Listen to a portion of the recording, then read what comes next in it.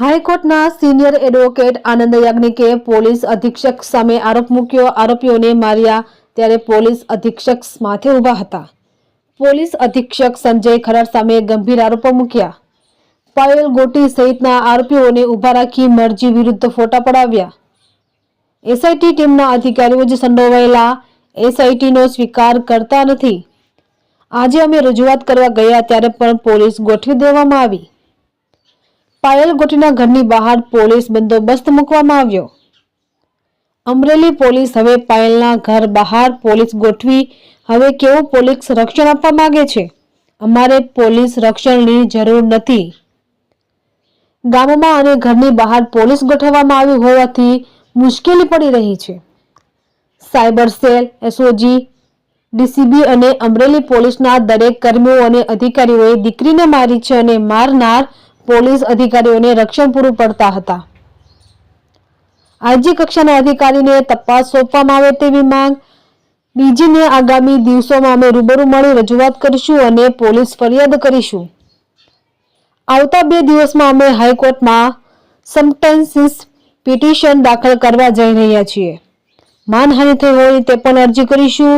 Police અધિક્ષક પોતે જ આમાં શંકમાં છે તો તેના જ એસઆઈટીના ડીવાયએસપી કક્ષાના અધિકારીની હાજરીમાં મેડિકલ ચેકઅપ કરવા માંગે છે. તંત્રી પ્રતિક સાવલિયા, અમરેલી. અધિક્ષક સંજયભાઈને મળવાનું થયું. સંજયભાઈને અમે 4 વસ્તુ કહી. એક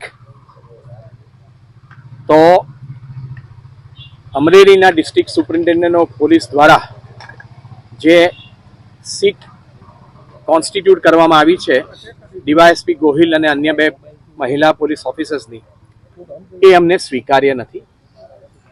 અને આ સીટ જે પણ તપાસ કરશે તેમાં આ દીકરી કોઈ મદદ નહીં કરે. કારણ જ્યારે પોલીસ કસ્ટડીમાં દીકરીને મારી અને એ સિવાય મનીષભાઈને માર્યા, મનીષભાઈ ને, ત્યારે આજ સંજયભાઈ ડિસ્ટ્રિક્ટ સુપ્રિન્ટેન્ડન્ટ ઓફ પોલીસ મારતી વખતે ત્યાં હાજર હતા. રિમાન્ડ આપ્યા તેની પહેલા આજ સંજયભાઈ જે ડિસ્ટ્રિક્ટ સુપ્રિન્ટેન્ડન્ટ ઓફ પોલીસ છે, અમરેલીના વડા છે પોલીસના, એમની જવાબદારી છે કે અમરેલીની પોલીસ એ કાયદાની મર્યાદામાં વર્તે. એની જગ્યાએ એમણે પ્રેસ કોન્ફરન્સ કરી તેમની ઓફિસમાં અને આ 4 નિર્દોષ કથિત આરોપીઓને એમની પાછળ ઊભા રાખી અને એમની ડિગ્નિટી, એમની મર્યાદા અને એમનો વિવેક કે જે બંધારણ એમને આપે છે એનાથી તેમને વંચિત કર્યા. આ લોકો કઈ આતંકવાદી નથી, આ લોકો કઈ મોટા બુટલેગર નથી, આ લોકોએ કોઈ ખૂન નથી કર્યા, આ લોકો કોઈ ડ્રગ પેડલર નથી. અને છતાં પણ એમને મજબૂર કરીને ડીએસપીએ એમની પાછળ ઊભા રાખ્યા કે જ્યારે બહુ મોટા પીઢ ગુનેગારો હોય. એટલે આજે ડિસ્ટ્રિક્ટ સુપ્રિન્ટેન્ડન્ટ પોલીસને કહ્યું કે જે ઘટના આ પાટીદાર દીકરી સાથે થઈ છે એ સિવાય બાકીના 3 આરોપીઓને પણ પોલીસ કસ્ટડીમાં મારવામાં આવ્યા છે. અને એમને જ્યારે મારતા હતા ત્યારે આ ડિસ્ટ્રિક્ટ સુપ્રિન્ટેન્ડન્ટ ઓફ પોલીસ એ હાજર હતા ત્યાં. એટલે અમારા પ્રમાણે, આ દીકરી પ્રમાણે, અમરેલીના ડિસ્ટ્રિક્ટ સુપ્રિન્ટેન્ડન્ટ ઓફ પોલીસ એ કસ્ટડીની અંદર જે અત્યાચાર થયો તેને માટેનો આરોપી નંબર 1 છે. અને મુખ્ય આરોપી એ ડિસ્ટ્રિક્ટ સુપ્રિન્ટેન્ડન્ટ ઓફ પોલીસ હોય, એની હાથ નીચે કામ કરતા ઓફિસરોને તપાસ સોંપાય કે અમરેલીની પોલીસે અત્યાચાર કર્યો છે કે નહીં, એની નિષ્પક્ષતાની અંદર દીકરીને વિશ્વાસ નથી. એટલે અમે સીટને સ્વીકાર કરતા નથી.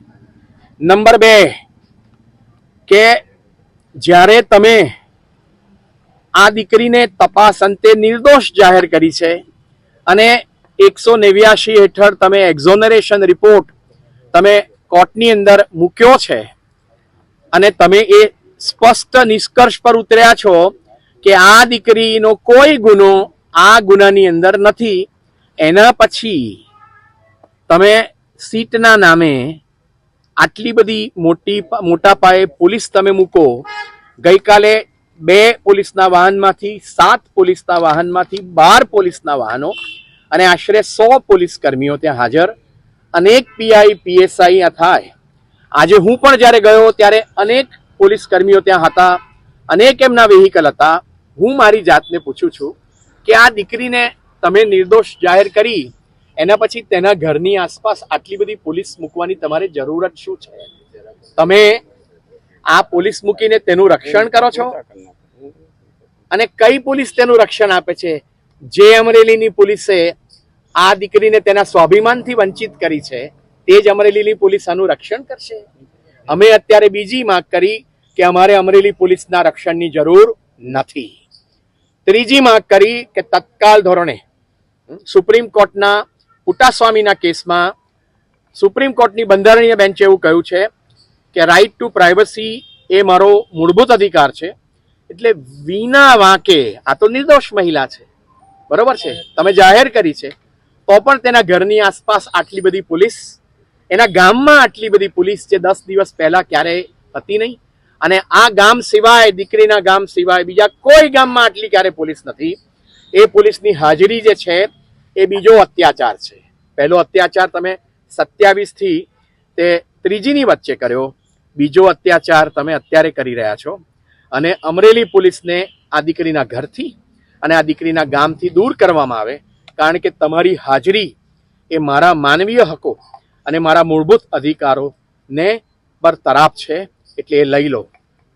આ ઉપરાંત તમે એવું કહ્યું કે કારણ કે અમારા માટે અમરેલીના district superintendent of police Sanjay ભાઈ એ મૂળ અને મુખ્ય આરોપી છે, એના સિવાય cyber cell, SOG, DCB crime અને એલસીડી અને સાથે અમરેલી સિટી પોલીસ સ્ટેશનના દરેક પોલીસ કર્મચારીઓ અને ઓફિસરો અને પોલીસ પર્સોનલો, જે લોકોએ આને રાત્રે ઉપાડી છે, જે લોકોએ એને મારી છે, અન્ય આરોપીઓને માર્યા છે, જે લોકો સરઘસની આસપાસ ઉભા હતા અને આ દીકરીઓ નું ચીરહરણ કરવા માટે રક્ષણ આપતા હતા, અને ત્યાર પછી પણ રિમાન્ડ લેતી વખતે એમ કે આ પીડ ગુનેગાર છે, અને 3 દિવસમાં પલટી મારીને એમ કે છે કે એમની સામે કોઈ ગુનો બનતો નથી, અમારી પાસે કોઈ પુરાવો નથી. એ પરિસ્થિતિની અંદર અમે આવતા દિવસોમાં રાજ્યના પોલીસ મહાનિર્દેશકને દીકરી વતી police district superintendent of police અને અમરેલીની આ 3 અને 4 વિભાગોની સામે દરેક પોલીસોના જ્યાં સુધી નામ હોય તે લઈને અમે એફઆઈઆર ફડાવવા માટે જઈ રહ્યા છે. બીજી